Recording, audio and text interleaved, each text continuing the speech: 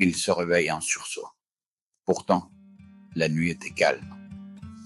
Il resta une dizaine de minutes allongé sur le dos, dans la pénombre de la chambre du motel miteux dans lequel lui et son associé avaient trouvé refuge, il y a à peine quelques heures.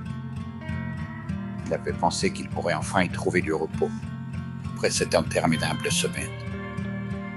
Mais à présent, impossible de fermer l'œil. Trop fatigué pour bouger, les yeux grands ouverts. Il laissa son esprit se perdre dans le bruit du ventilateur qui tournait. Après une trentaine de minutes, il se résigna à se lever. Son sommeil avait été habitué à être brutalement interrompu au milieu de la nuit. Son associé dormait dans la chambre en face de la sienne. Il avait décidé d'accrocher son costume noir dehors, probablement à cause de l'odeur. Il pensa au sac en cuir. Lui était bien en sécurité derrière la porte. Il sortit du motel et sourit. Tout ça en valait la peine. L'air frais hivernal était agréable et il décida de marcher un peu avant d'essayer de dormir à nouveau. Cette heure-ci, les rues étaient désertes et les lampadaires sa seule compagnie. Il l'avait fait.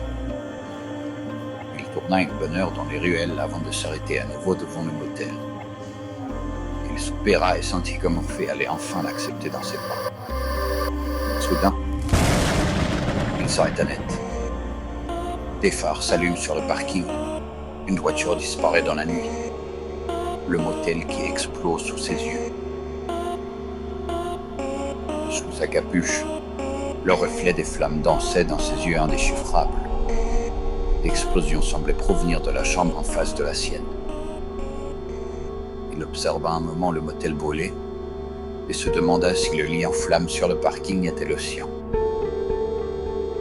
Il leva les yeux à la lune brillante et lui jura qu'un jour, il se vengera. Puis, il disparut dans les entrailles de la ville.